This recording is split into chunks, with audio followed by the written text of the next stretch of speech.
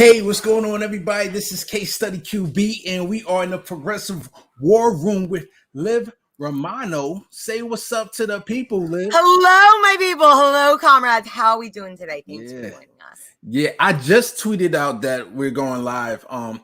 So if you want to retweet that, yeah, I'm gonna retweet that, baby. Yeah, mama. And then so Liv is a Green Party activist. She's a mutual aid activist, and I definitely want to talk to her about that. And also, she has a Cash App. If you can help support with the mutual aid, she's going to talk about all the hard work that she's doing. So the first question I want to ask you, Liv, is talk to me about your political evolution. Okay. Wow. I want to make it clear I have never been a Democrat. I want to start with that. I've always been very lost politically for a while, it felt like, because I just felt like very independent free thinker, couldn't fit with either party, and was also told as a white person growing up in a white privilege bubble that I've coined, it was like, don't talk about politics. That's not polite. Like, don't do this XYZ. Like, there's a whole list of things, don't talk about because it's not polite. Politics was one of them. So like, showing any interest in politics was disregarded, was shamed upon.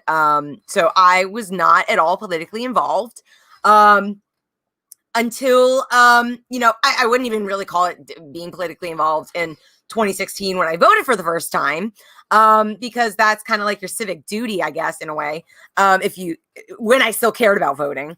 But in 2016, I had grown up, thinking like it's not polite to talk about politics, and was not very involved. Grew up in what was coined, the golden years of Obama, and thinking everything's all fine and dandy. We've done the civil rights movement. We've done the suffragette movement. We've done all these great movements. Like, everything's fine and dandy in the world. And then Trump gets elected president, and my world just collapsed. I was so lost. I was so confused. I could not understand how this happened. And while I did not vote for Hillary, I from the beginning, I was never going to vote for Hillary because she's a Clinton, and fuck the Clintons. And I also, again, I'm not a Democrat. I was not at all enticed by the Democratic Party. And I voted, not that I was a libertarian, but I wanted to vote for third party, and the third party candidate at that time was Gary Johnson. So I voted for Gary Johnson in 2016. But I still could not believe, full-heartedly expecting Hillary was going to win and become president. Still thinking that. So when Trump becomes president-elect because of the Electoral College, which then I end up doing my research a little while later, the Electoral College is based upon ensuring that slave owners maintain power, and it's based all on slavery. And, once you find that, and you're like, oh, wait, this is what got Trump elected? And everything starts to fall into pieces about how messed up this whole entire system is that we're built upon. So that was the domino effect. That was the first domino that fell, Trump getting elected. And then I really decided to, it was a little slow progression to getting more politically involved. I still was not involved with the Green Party yet. But soon after, I did 2 volunteer trips to Africa that really changed my life for the better. And I was really inspired from that, which led me to do my senior year of college, to do an internship at the International Rescue Committee in Baltimore, which is where I started doing some more mutual aid efforts, which I did not know at the time was considered mutual aid efforts, because in America, under what we call this regime, we're promoted the individualism, do it yourself. It's all on you. Mm-hmm. You don't need help from anybody else, and you shouldn't ask help from anybody else because that means you're weak. So, but I started doing my mutual aid efforts then because I was so blown away by the fact that I had just visited this developing country and saw squeegee kids. And then I came back and I was in Baltimore and I was seeing the same thing. And I was like, what poverty here in America, in this the richest nation ever. How is this possible? How can we stand for this? So was getting involved in mutual aid efforts then, and then towards the end of college, which was crazy. But long story short, I was going through my first manic episode, and was like really feeling the need to get like due to the mania get more involved politically, and thought that I was going to be like president of the United States. And then I got diagnosed with bipolar 1 disorder on April 4th. And I was told I was going through a manic episode, and that's kind of why I was having these ideas. So I was coming down from that. And I met with a friend of mine, Kevin Kraft, who works for Governor Larry Hogan. And I was telling him like how I still wanted to get involved. Like I wasn't going to be president, but like what else can I do to get involved? And he was like, well, why don't you run for state delegate? And I was like, what the fuck is a state delegate? And he's just like, go look it up. I think you'll like that. Like, I think that's good for you. Just check it out. And I was like, all right, so I'll give it a shot. So I walk back into my car in the parking lot, and I look up a state delegate, and I find out about the General Assembly of Maryland and blah, blah, blah. And he had told me like, call whatever party you're registered with and see about running with them. So I looked at my voter ID for the first time and saw that I was registered as a libertarian. And I was like, what? So I called the Libertarian Party of Maryland, and I was like, hey, how are you? I am interested in running for state delegate, and I'm registered as a libertarian, so I was wondering about running with y'all. And they're like, okay, well, let me ask you some questions first. And they're like, okay, healthcare, what do you think about that? And I was like, oh my God, healthcare for everyone. Everyone should have healthcare. It's amazing. Yay, and healthcare for all. And they're like, yeah, that's not us. And I was like, what? That's not you? Yeah, that's not us. You should go call the Green Party. And I was like, fuck y'all, peace out. And I went and called the Green Party. And I spoke with Michael Cornell. That was Kevin Kraft that I spoke with, who got me involved to run as a state delegate. And then I called the Maryland Green Party and spoke with Michael Cornell. And he was like, oh my God, you sound great. Let's get you in. Let's get you connected with a local, which at that time, where was I living? I was living with my mom in Severna Park. So I was connected with the Anne Arundel County chapter. And ran by my spiel about who I am and what I stood for, and got nominated by the Green Party to run a state delegate. And that was my beginning of involvement with the Green Party. And it was great. I was very happy while I did it. My campaign was short-lived. I mean, I jumped in like the end of May of the election year, of the election cycle, and the election was in November. And by the end of October, I had very sufficiently dropped into one of the worst, if not the worst, depressive episode I've been into. And I was like, okay, I cannot go through with this campaign anymore. I'm going to call it off for my mental health. And everyone was so understanding and supportive about it. And that was it. So then I took some time to really focus on my mental health. I did a voluntary commit to a psychiatric hospital, which was one of the best things I've ever done in my life. Again, do not be afraid to ask for help. Fuck what America teaches us. That is how we get by asking for help and getting by with each other's support in our support systems. So worked on my mental health, worked on myself for a little bit, was told that you need to get a job. So I got a job, and very soon after thinking like, oh, this is great. This is what I'm supposed to be doing. I'm a sufficient working American. I realized I was miserable with this job. I was overworked and underpaid, like many, many people, if not the rest of the 90% of the working class, 99%, of the working class. And I was like, fuck this shit. And I was miserable. I had come back from a vacation, visiting friends and family in New England. And that was like my triggering event to back into another depressive episode for months. I was just depressed because I was working at that job, and I was not involved with the Green Party. I had a little community support outside of my immediate family. I felt like I had a really small network of people. I felt really isolated and alone. And I knew I needed to quit that job. So it led me to looking very hard for another job. And then in the beginning of 2020, I got an interview for another job with Johns Hopkins. And that led me to quitting my job at Mosaic. And I thought this was going to be great.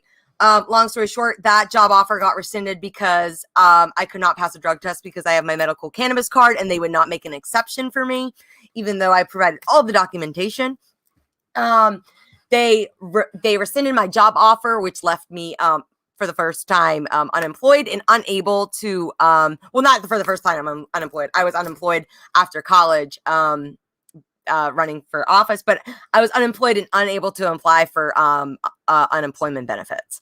So I was very quickly looking for another job, found another job as a remote contact tracer and thought I could do that full time while I also did grad school, and put a lot on my plate. And that again did not end well. But it led me to, getting more involved with Green Party when the 2020 election came up. And I decided to vote Green Party because I was still a registered Green. And I voted Green Party for Howie Hawkins, which, as I told you before, I do not regret voting Green Party. But now with my knowledge of what I know about Howie Hawkins, I do regret voting for Howie Hawkins. And I'm happy to go into that later. It got me reinvigorated in getting back involved with the Green Party. At that time, I was living in Baltimore City. I called the Green Party, Maryland Green Party again, and was like, hey, this is Liv Romano.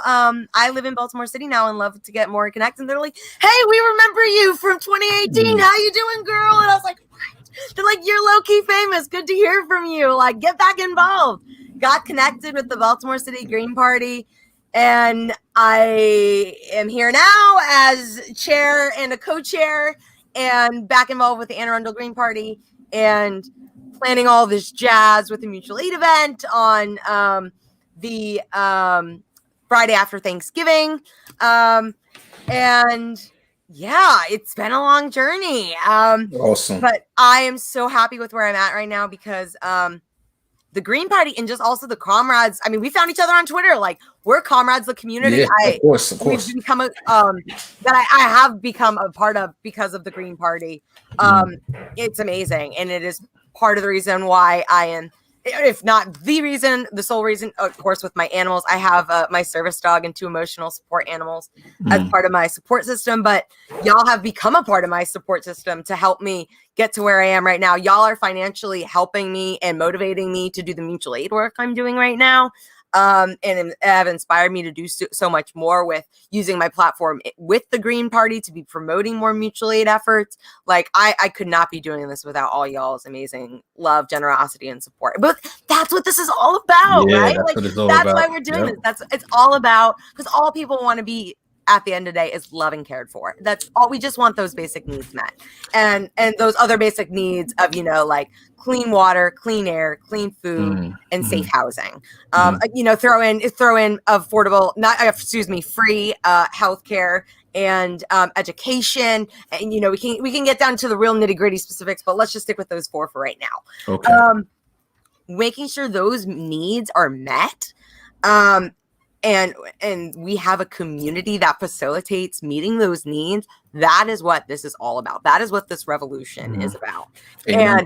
And that is being involved in that is directly opposing and rebelling against the U.S. empire regime, because that's exactly what they don't want you to do. They do not want us to unite and solidify together and create mutual aid networks. And I just created a food pantry the other day. I'm going to start talking to my neighbors about starting like a dog walking co-op here in my neighborhood and doing yard work for some of my elderly neighbors. Like, doing some of that jazz, doing more mutual aid kits that I deliver in Baltimore City. Yeah. And speaking about that, that goes right into my next question is about, you're talking right on it, the mutual aid. So continue going.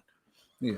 Oh my God, sorry, I totally had us on private chat and forgot all the comments. Hello, everybody. Thank you for being so involved in the comments. Hello, everybody. Y'all, you're amazing. Since you're on the comment, let me give a shout out to PJ Chris, the CMT63. Talk to Where, shout out to Where, shout out to Silver Wolf. Shout out to all y'all. So, and they said, what is Mosaic? It was so it was Mosaic Community Services, which is now officially integrated into the Shepherd Pratt healthcare system.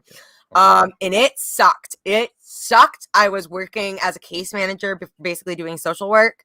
Again, overworked, underpaid. It was rough. That's crazy. It was really rough. Right. And it definitely that work, being at that work, doing that work, being in that work environment directly negatively affected my mental health, and then therefore my overall health and well-being and physical health. It was horrible, and I'm sure that is going on with that is the effects of many of us under capitalism right now. That is why we are in a strike wave right now. Hashtag strike Nover now. We're past Striketober. This is going on even more. I just went to the animal store the other day to get my baby some food, and there was a sign that said we're closing at 5 p.m. due to understaffing, and I went in and I was like, hey, you're understaffed, huh? And she was like, yeah, we're not, we have a lot of people who aren't working. I was like, y'all should strike. You hear about that happening right now? And just talking about that in your community, those little things you can do, that is how we make this revolution happen. It's already happening. That is how we really, really get involved. Like, that's it's right. So easy. So let's talk about that mutual aid. Definitely, I totally agree with you. So continue talking to me. You created a brand new mutual aid thing. Like, I'm starting my own mutual aid network because I've been so inspired. Shout out to Rome from FHL, all the amazing activists. Afeni, Nick, CJ, love all y'all. Oh my gosh, but Rome especially. Rome doing his tour for the poor. I was just like, this revolutionary hero, king. I can't even. If he is doing it and he is inspiring so many people, why can't I do this? And that's his message. If I'm doing it, why can't y'all? Like, he wants it to show you it is that easy. And I was just like, okay, fine. Like many people, I was like, okay, let me look up a network. Let me do mutual aid near me. And I found one and I applied, and I'm still working on getting involved. But like, there's the little application process to that. And you know what? In the meantime, people still need our help, and I have the free time to do it. And I want to do that because I have decided to pause grad school for the foreseeable future and donate or focus all my time and energy on mutual aid efforts and activism / community organizing efforts. So I did that. Thank you. I did that really honestly, not because it's only the right thing to do, but because I needed to do that for my mental health.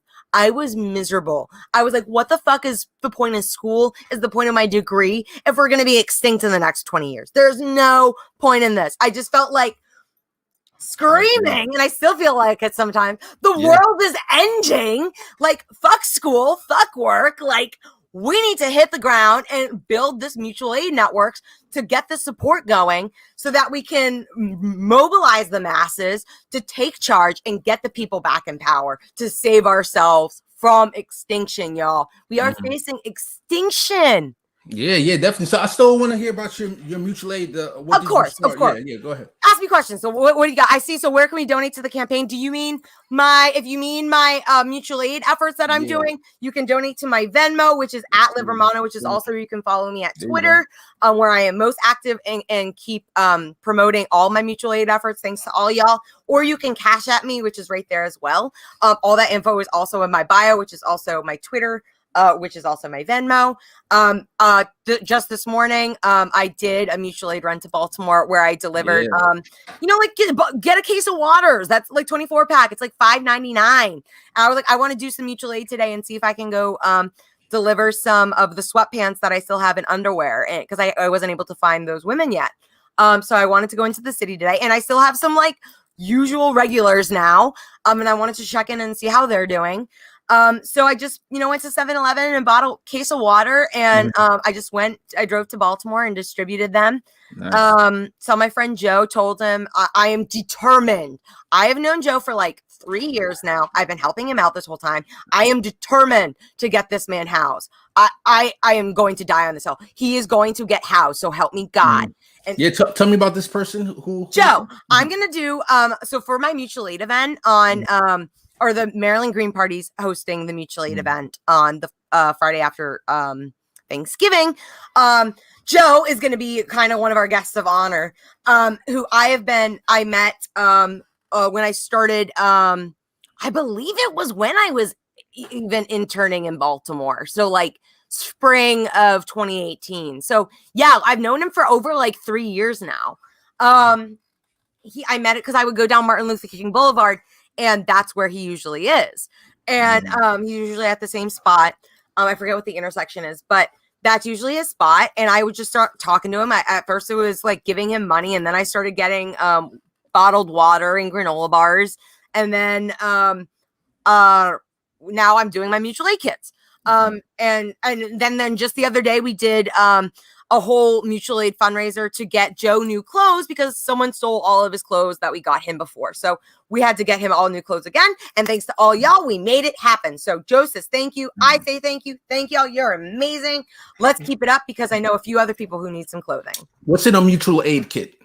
A lot of things. It can be a lot of things and it can vary. I want to say it really varies depending on your community. You want to make it based on your community's needs. But for me, what I include in a mutual aid kit, which is usually 2 Ziploc gallon size bags, are socks, because 2 pairs of socks, because those are the most requested items at homeless shelters. And that I also can say, I can affirm that because that is one of the most requested items I get when I ask people just in the community what they want is socks.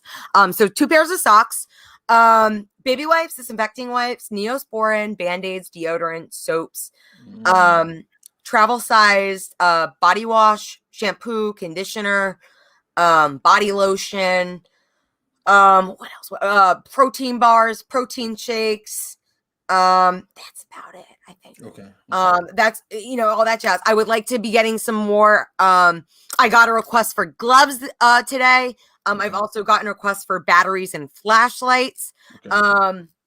That is and also people just straight up on the streets. Or oh wow. Yep.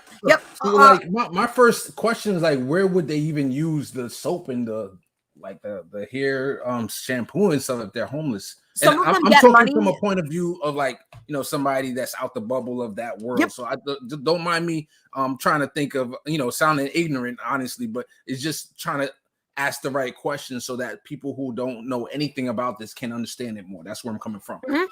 Well, some of them I do give money for, or what they're doing is they're on the streets trying to get money to stay in their motel room or hotel room. I have 2 friends right now that I'm trying to help raise money for to get them to help stay in their motel room.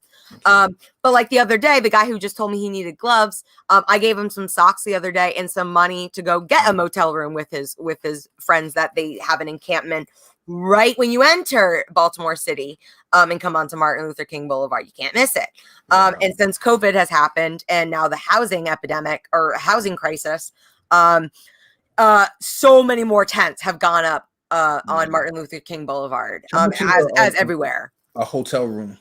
So yeah, some of them have hotel rooms. I think depending on the shelters, they do have access to showers or some other vicinities to like clean yourselves. But yeah, I think for the most part, because from what I'm hearing, I haven't talked to many people about what the shelter experience has been in Baltimore specifically, but the overwhelming majority that I'm hearing of the shelter experience in the US as a whole is disgusting. It's inhumane. It's just I don't know how else to put it, but refusing food, crowded spaces, no privacy. I was talking to a green the other day about how they're trying to build a human warehouse. That's what they're calling it now. A human warehouse to house people. It's just like that's such dehumanizing, with like 250 beds. What? Wow. That's crazy. Human warehouse. That's what we're going to be calling it now and putting up people in. That's what we're okay with now. That's crazy. Yeah, that's nuts. So yeah, that's great work that you're doing, and we want to kind of revisit later on when we talk about electoral politics, and I have an idea that hopefully we could potentially bring the two together somehow. But so you talked to me about your Green Party activism. Let's talk about something that I was curious about. You know, I'm a big Jesse Ventura fan, and when at the time Jesse Ventura was thinking about and even approaching the Green Party, and they're trying to figure out how he can run as a Green back for the 2020 election.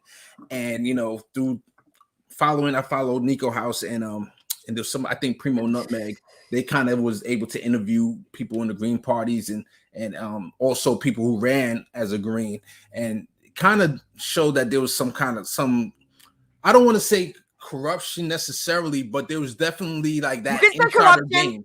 Okay, I'll let you say it as a Green Party chairperson, but I would say like that insider systemic system that, you know, people who are at the top, they have their power and they're like, I don't want to extinguish or give my power away. Yes. I'm just going to hoard it. Yes. And they like knew that Howie Hawkins, who I actually voted for him when he ran for New York governor, because when I was in, I voted for him since back then, and I voted for him in this last election as well. And they pretty much like did a Hillary Clinton DNC where they just gave him the nomination, from what I understand. Like, and definitely enlighten me if you have any words on that, but I'll let you jump in here and you can talk about that. Yeah. Well, so, okay, let me say, I did not know anything leading up to the 2020 election. Mm-hmm. I was pretty removed. I wasn't involved yet with the Green, my local Green Party. I was still really removed. I was really busy with school. I have stopped watching the news. I get all my news on Twitter, by following independent journalists like yourself. Thank you. I did not know like anything like Jesse Ventura. Like, I didn't hear that name really. I mean, maybe I heard it then, but like, I don't remember hearing it then. I only really remember hearing it now in 2021. But so what I really saw was only Howie Hawkins, and that was the only candidate that was promoted. And it was kind of the be all end all of that Green Party. At this point, you're a Green member. I was already a Green. I am a registered Green. I wouldn't consider myself. Sorry. And you only knew about Howie Hawkins? I only knew about Howie Hawkins. So this reminds me of the duopoly, right? Where if you're a Republican, you only know about who they put up as the establishment, and then if you're a Democrat, you only know of like Hillary Clinton back in 2016, for example. You only know, that's even before the primaries like finish. Yeah. So that kind of reminds me of that. But go ahead. No, that was exactly it. I did not know about any other options. I just thought it was Howie Hawkins all the way, bust or bust. I knew absolutely nothing about Howie Hawkins. But I just knew he was the Green Party candidate, and I was like, okay, I'm voting third party, obviously, and I'm gonna vote Green. I guess this is my choice. So I voted for Howie. Then like I said, it reinvigorated my interest to get back involved with the Green Party, and that is how I've learned stuff about Howie Hawkins and the current corruption of our system. And even within our own state party, within state parties throughout the nation, throughout the world, like it's just we're not immune to the effects of what we're seeing with the duopoly. If you want to call it that, it's really just the one party establishment. See, so that's something I think about because we have different fractions of the left, right? And I the way I look at the left is an ecosystem. You're going to have the TYTs of the world, the Humanist Report, the Kyle Kalinske, and then you who are, well, let me speak for TYT. They're more like vote blue no matter who, and then we'll fight them when they get in, kind of thing. Which, if that's your ideology, that's fine. But then on the other side, then you have Fred Hampton leftists and Jimmy Dore, and they're like, forget the duopoly period, and let's focus on outside. But I'm looking at it like, if you have the Green Party who faces the same issues that the Democratic Party, you could start a whole movement for a People's Party. And then we saw how the Vanguard did great interviews with people within the Green, the movement for a People's Party that left, that there were issues within the Movement for a People's Party, right? Yep. So my ideology is all the above. Like, let's try to be as strategic as possible. And if you want to work within the Democratic Party, work within the Democratic Party. If you want to work within the Movement for a People's Party, do that. If you want to do the Green Party, like me personally, I'm for like, let's get all options on the table and let's just try to take over where we can. And we're going to talk about the People's Gauntlet, and which is kind of that idea. But yeah, what you think about that? I would say the only thing I disagree with is I am with the Fred Hampton leftist police. Fuck the one party establishment. I'm done calling it a duopoly. It's not a duopoly. I want absolutely nothing to do with them. I don't think there's anything good that can come out of it. I think that's been shown time and time again. And I think now it is solely focusing on mutual aid building, and because I think electoral politics now is trash. We do not have time to save ourselves, to vote ourselves for humanity to be saved from extinction in 2022. We need to save ourselves ASAP. So we don't have time for electoral politics. I do believe in... When you say save yourself, sorry to interrupt, do you mean like the planet, or do you mean specific, like literally what you're doing with mutual aid, like somebody who's dying and need food? By getting involved in mutual aid, you are both meeting the immediate and long-term needs of your community. And that is helping save us and rebel against the U.S. system who wants us to face extinction.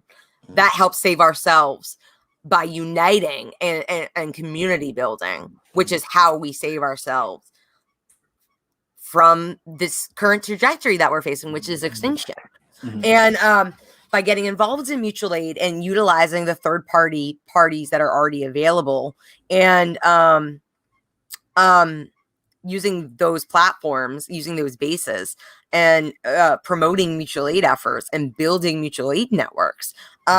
That is how I think we get this systemic radical change that we need to see in order to save ourselves. Sorry, you have a question? I had a question to jump in real quick. I see what you're saying as far as mutual aid, as far immediately. I don't want to say short term because that's long term too. If you're helping feed people, whether you do it today or you do it, you create a mutual aid. It's both, because I'm feeding them immediately and I'm building that relationship. Basis, I'm coming back for more. That's possible, definitely. Yep. But I'm thinking about, okay, so that's at like if you think about the micro, macro. So that's at that small level.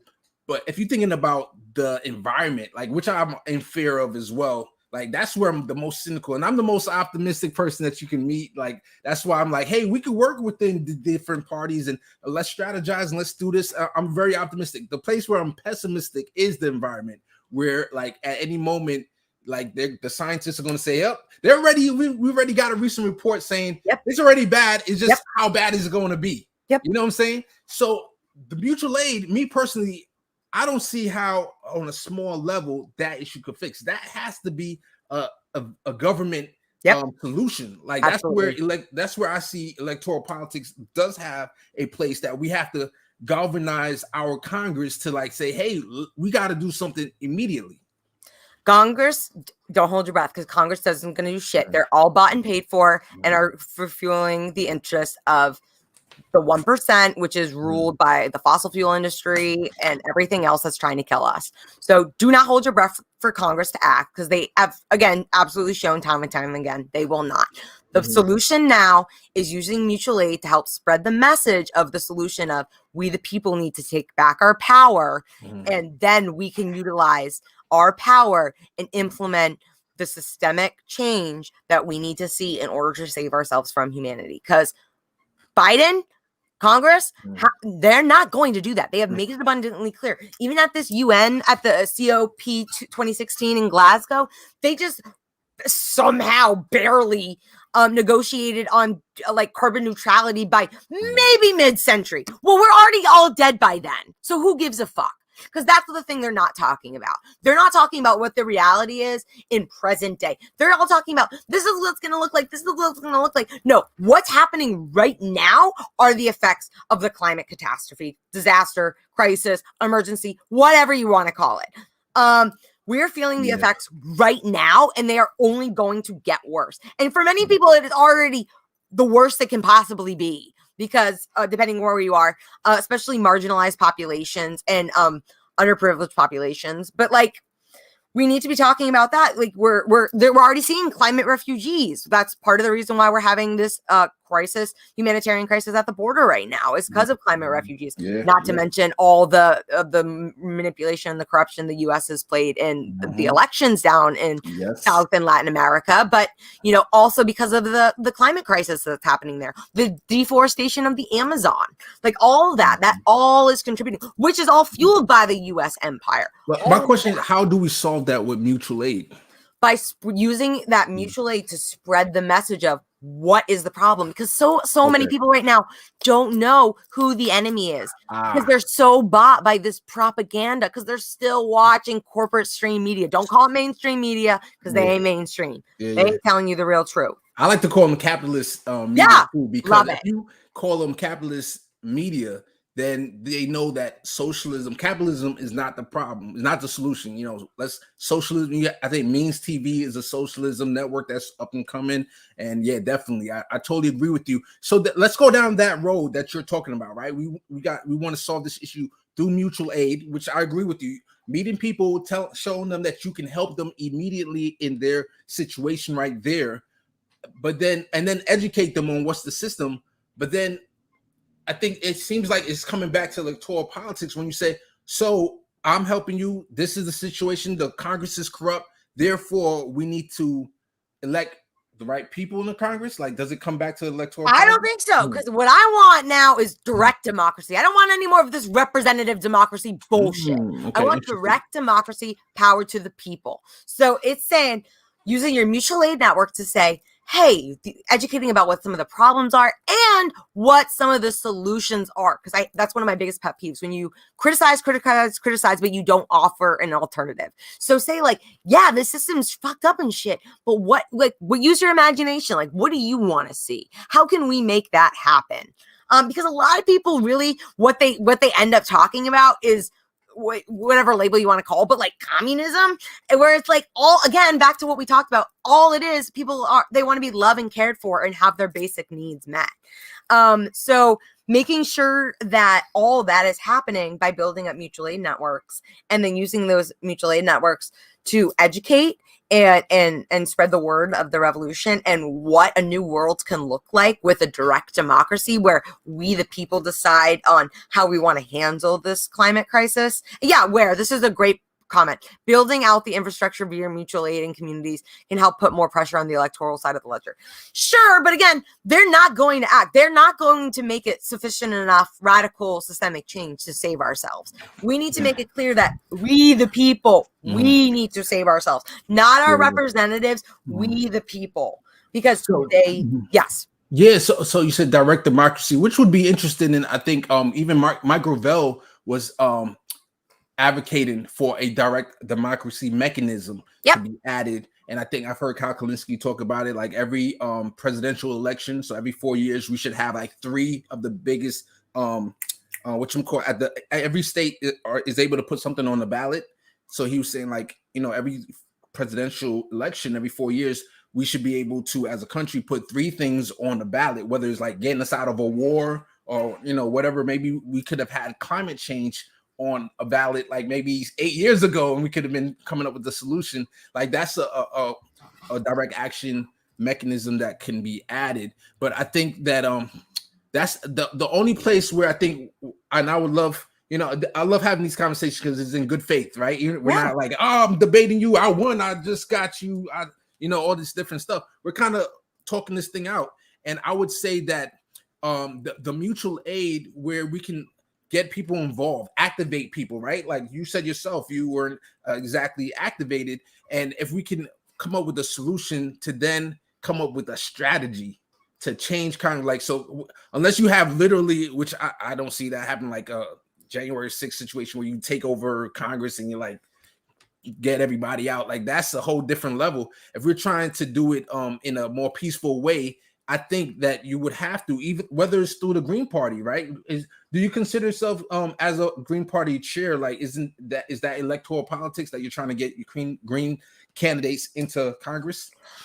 Again, I will say, I personally, I'm not speaking on behalf of the Green Party. I'm going to speak for myself. As a Green Party member, not on behalf of the Green Party, I do not believe in electoral politics right now. Okay. I am not waiting to vote someone in 2022.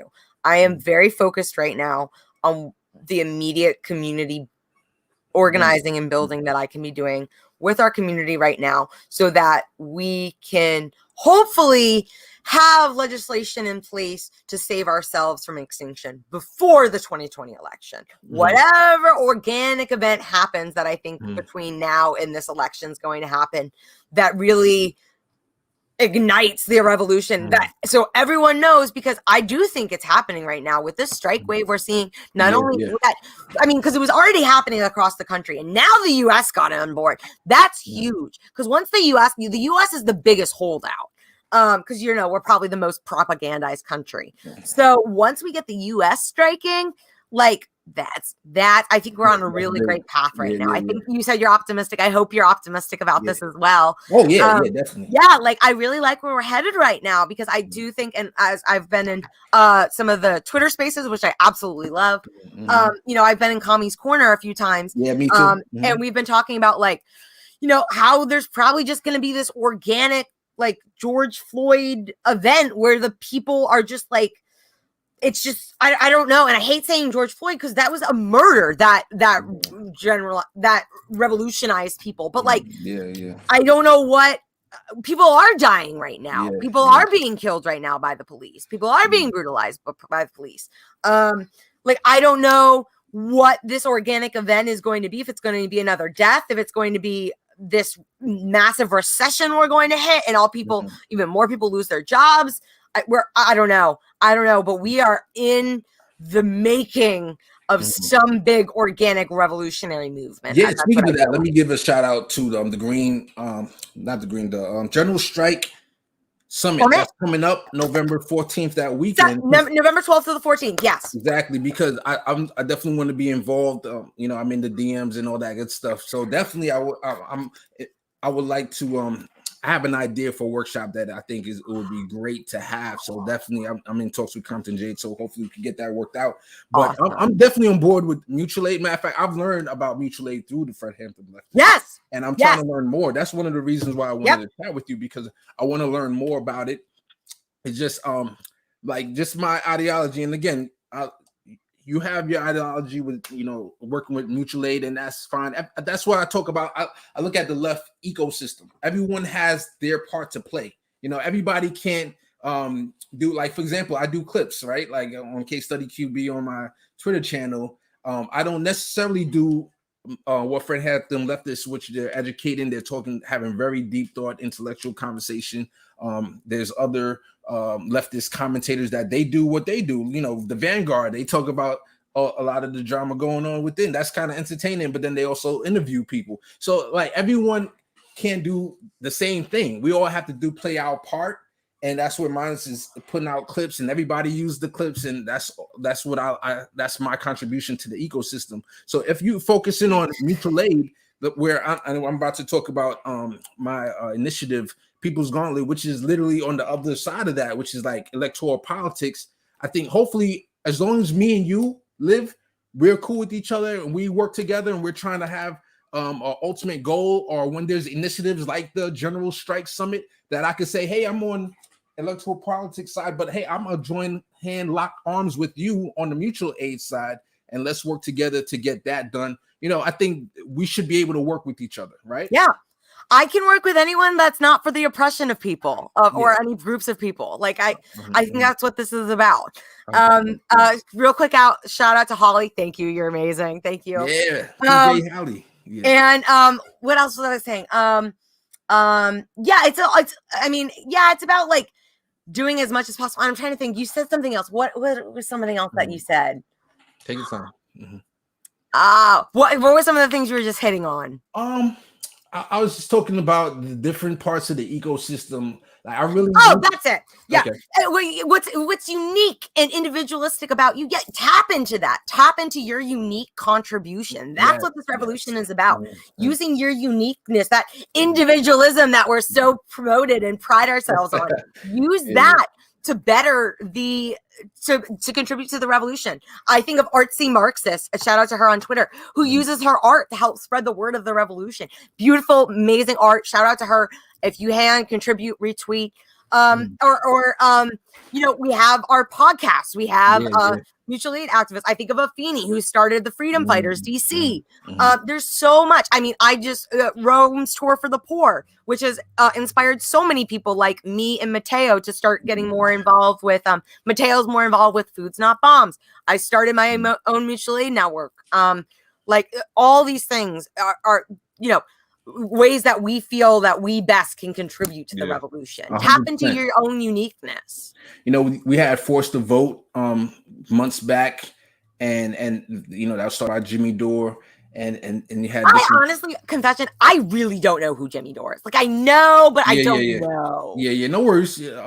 So definitely they had the different fractions that was for Forced to Vote, was against Forced to Vote, and then as we go on, you see that Forced to Vote is because initially they were saying it wasn't a strategy that should be used, at least in that situation, but we're finding out that Forced to Vote is a strategy that should be on a tool in the toolbox. And then it also helped put pressure on like the AOCs of the world. So for example, Justice Jackson said, hey, what about Forced to Vote? And then she said, well, we're saving our leverage for Fight for 15, but then the Fight for 15 came and they didn't do anything. So I think that build up that pressure from the grassroots in that through, Forced to Vote, Jimmy Dore, all these different people, even Bree was for Forced to Vote, all these different people that were for that.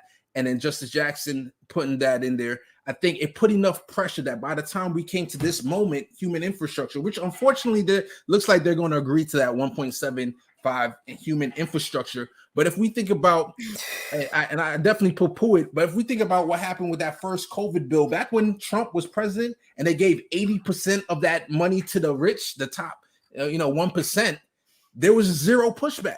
Like everybody was surprised, like, wait a minute, we elected these people, the squad in there, and there's no coordination, no, withholding their vote to try to fight to get us a $2,000 UBI or something. But it seems like from that back then to now, like there's a momentum, right? Where even though I agree with everybody, it's crumbs that if they agree to it, I would prefer them to withhold their vote for more.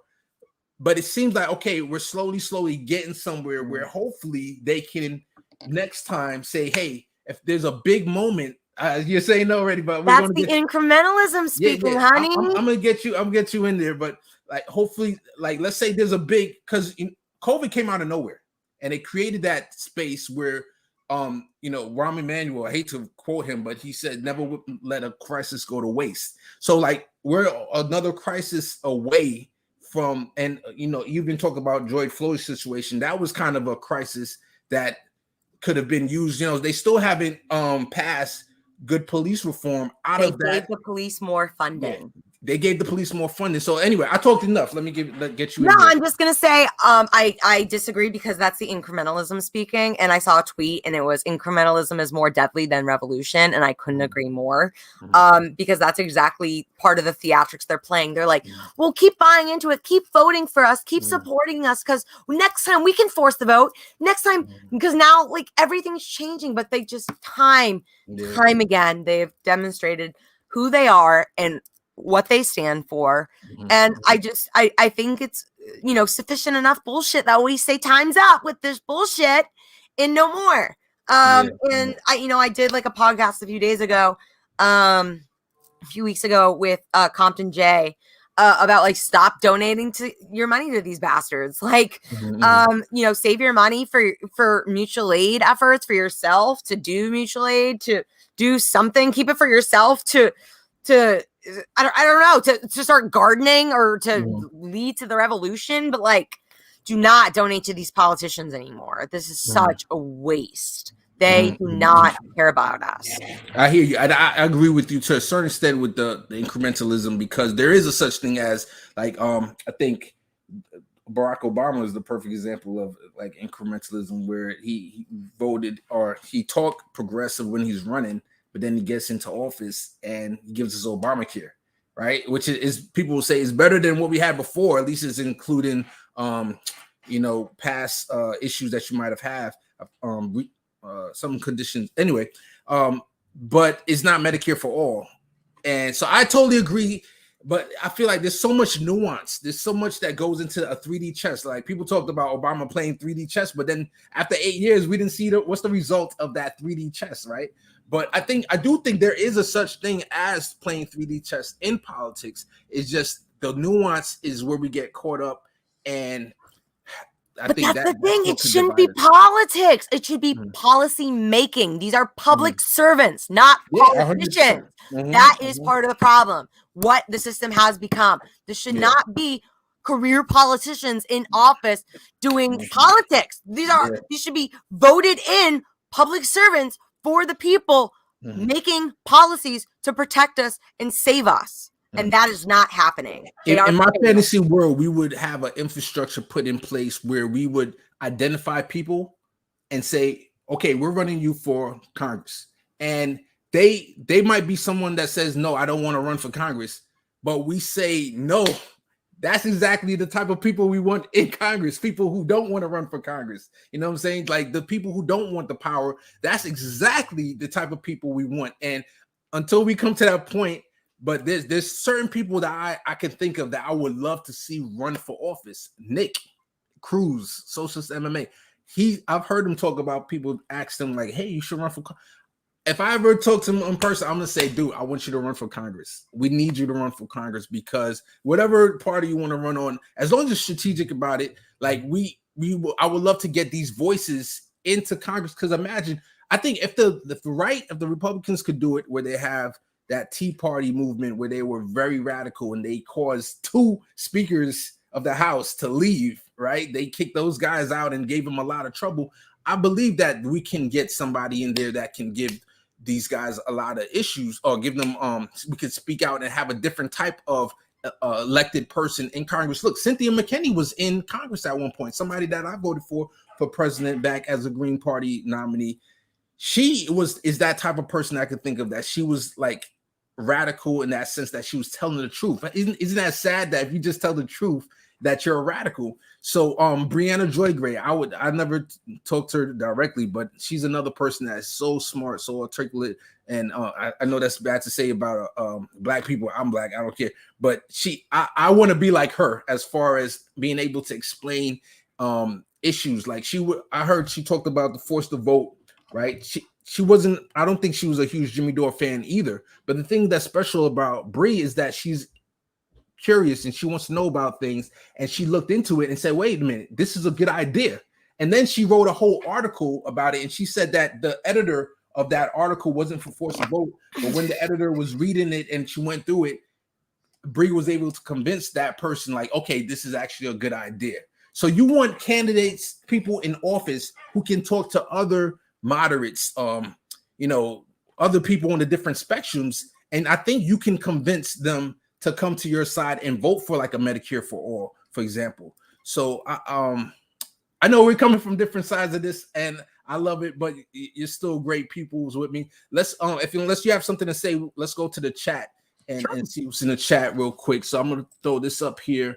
Where I said, we live in the 21st century. We can modify and adapt the tools of democracy to fit moments better. Perhaps people are more literate. Communication is more widespread, etc.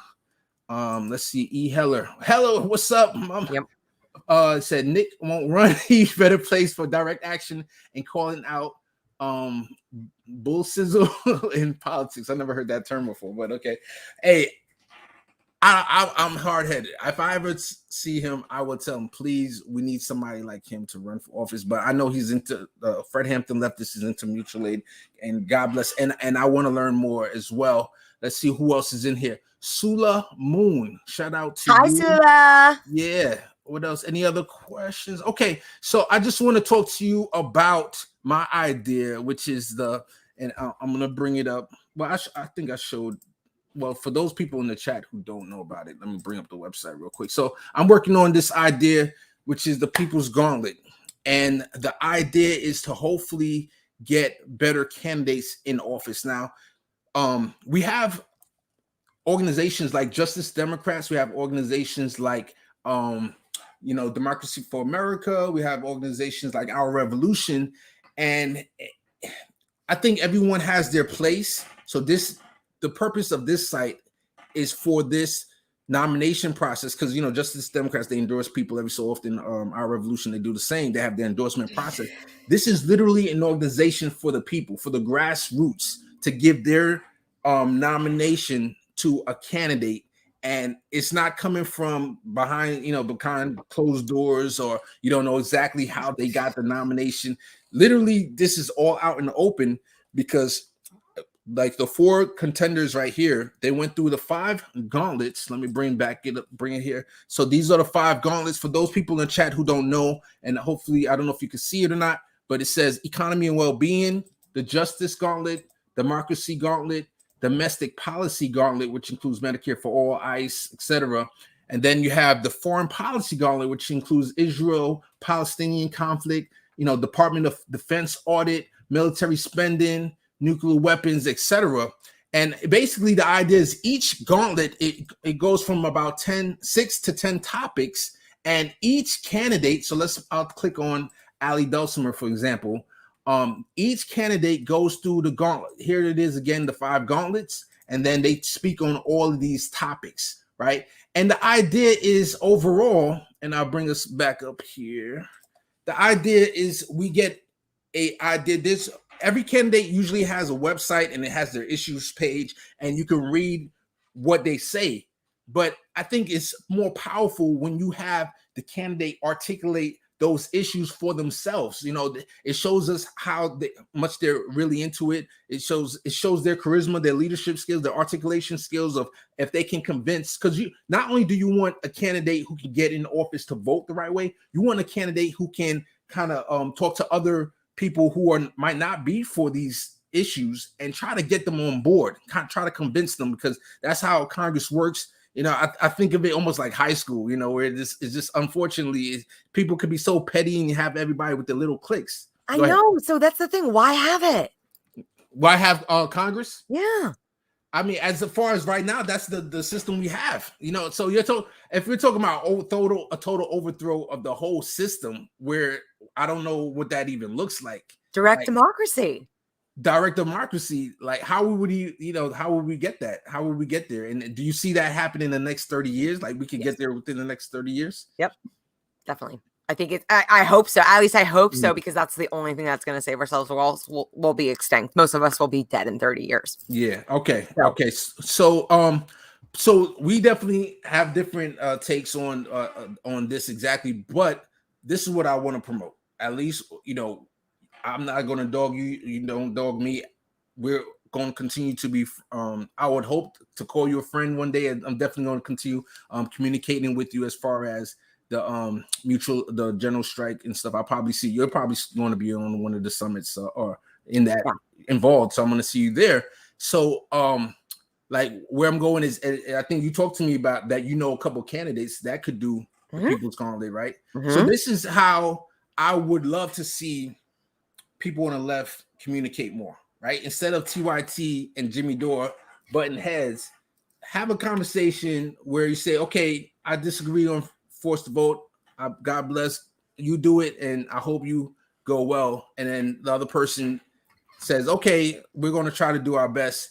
But it seems like even the other day, I think I saw Kyle Kalinske said that he used to be cool with both sides, Jimmy Dore and Cenk Uygur, for example, and now he doesn't talk to either of them. So I feel like if there was a big significant event, a million man march for Medicare for all, why can't, as of right now, I don't see it happening, but why can't TYT, Jimmy Dore, Cenk Uygur, Kyle Kalinske, Fred Hampton leftists promote something like that together? But in the environment that we have right now, I can't see that happening. You understand what I'm saying? What, promoting one cataclysmic event that ignites the revolution. An initiative that we all agree with. Oh, so that's like planning one. So that's like planning. And I'm not saying like I'm not trying to plan one right now. I'm just saying like we're so divided to a certain extent where we can't agree. And that's what I'm saying. Right now, we're not on the same page as far as electoral politics right now, me and you. But you're still saying, hey, you know what? I know a couple Green Party candidates that would like to check this people's garlic thing out. And as far as mutual aid, I have you on the show. I want you to promote your mutual aid. I want you to talk to the audience about it. And anything that you would need that I can give you, I would help you out. You know what I'm saying? Like that kind of camaraderie. Yeah, definitely. I mean, I think that can happen. Well, like what Sula pointed out, TYT won't because they're corporate now. Yeah, they're bought and sold for. So I think they're out. That I don't know much about Jimmy Dore, but I had a feeling I thought he was making a lot of money, so I thought he was a little bought. But I really support like what Fred Hampton leftists are doing with like the General Strike Summit, because I think that's like how we get talking about like preparing for whatever that organic revolutionary event is that really spurs the people to take back our power. I think bracing ourselves for that by having established mutual aid networks is key, because nothing else can happen without that. Everything will fail if we don't have a strong, cohesive mutual aid network. Cool. Even electoral politics, like it's, you know, how do you get people to vote? You need grassroots organizing. So it, you know, and you can use mutual aid. Mutual aid is grassroots organizing. So you know, it really does fit in everywhere. 100%. So I know I told you I wanted to have you just for an hour and getting up on that 12:32. So the last thing I'm going to say, this is my last idea. The initiative is growing. And right now, it's one-sided in the sense that it's the candidates going on the site and they're giving their vetting, their videos. And now the other part that I'm doing research and I'm talking to different people, because I've never ran for Congress or I've never really heavily participated as a volunteer and all this stuff. So I'm trying to do research before implementing certain things. But the other side of this is, how do you even vote for what I call the people's champion, right? The people's champion would be the equivalent of getting an endorsement of like Justice Democrats give you the endorsement or whatever. Like, how do the people give that people's champion declaration to somebody in a specific district? So I'm thinking about having the campaigns, volunteers, have them be able to do the voting as the grassroots. They're the grassroots. And then also something that I'm working with is like, you know, the volunteer actions or phone banking, knocking on doors, canvassing, etc. And I'm thinking about, as you do those things, the volunteers will be able to get the points, like PG points. So for every door that you knock on, every various different things. I'm still fleshing out the idea, and I'm not exactly sure how we're going to get it done yet, but that's the idea right now. But I was thinking, if you're a candidate running for office, why wouldn't you have a volunteer section? You know, every volunteer can do it, but say, hey, we want to create a volunteer mutual aid department where when you knock on people's doors, you're not only giving out pamphlets and you're saying, hey, this is my candidate, but also, how can I help you right now? What do you need done right now? Do you need your lawn cut? Do you have shrubbery in the backyard that, you know, has just been sitting there and you need it taken out to the front so that the trash people can take it away? Like, having a mutual aid part of your campaign, and now you're melding both together, mutual aid and electoral politics, and you're showing directly people how you can help them, right? So hopefully we'll see what happens. But thank you so much, Liv, for coming on the show. And thank you for not canceling me for wanting to be doing electoral politics. And I'm so excited to learn more about mutual aid and about this Strike Summit. I'm looking forward to different workshops and listening to them as I learn more. And to anybody, let's see who else in the chat as we head out of here. Read this statement here. Yeah, that's cool. Canada has no political parties interested in elected candidates work together to choose the leader via consensus. Oh, okay, that's really cool. And then what else we got here? Hold on. Boom, share. Let me hit cancel. Okay, then we got where only mean demonstrating how they can help the community even before they become an elect. Exactly. If they can show that they're helping, that's how I think that's one way to, somebody like Kristen Cinema makes like somebody like me, my job difficult, who I'm saying like we need to change things through electoral politics. Here's somebody that was part of the Green Party. You would know more than me that they supposed to have those values, radical values to a certain extent, and they get it all the way into office, and you would think, okay, this is a secret like Bernie person that ran as a Democrat that came senator, and then she's doing exactly what a Republican would do. That's so disheartening, and it makes people's jobs a lot harder. E. Heller said local elections can have more impact than national ones. Yep. Yes, mayors, city councils, etc. I say this because there's often state local policies that affect who runs nationally. Greens kick off ballots. That's so true. And the hope is that we're starting at a federal level right now, but if we're building the brand up and just getting off the ground, but I'm hoping to be able to get at the state level and the local level, having people's gauntlets, so that every state, every district will have its own like gauntlet for its individual, because the needs of New York City is not going to be the needs of somebody in Kentucky, so definitely hoping to have this growing, and then hopefully it could grow internationally. When I did Rational National, David Doe's show, there's people in the comments saying, hey, can we have this in Canada? So I hopefully this could be something that's beneficial to the left movement, and something that we can grow. All right, I want to see if I could play some music on our way out. Let's see. Do you hear that? No. Nah, no music. Let me see. Boom. All right. I don't know if you can hear that music. Yeah, there you go. Yeah. Liv, thank you so much for coming out. E. Heller, Holly Horn, Where, Sully Moon, all my peoples in the chat. Thank you so much for coming out and enjoying. Thanks, y'all. Oh, did he just cut himself out? All right, I think he just cut himself out, y'all. It's just me. Bye, y'all.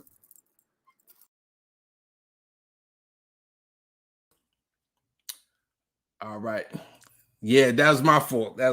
I did too much at the end there, but I wanted Liv to be able to talk about. She's also doing her podcast with Compton J. She's on there, and definitely go ahead and check her out on Twitter. And that's my fault for doing too much at the end, but much love to everybody. Have a good one. Peace.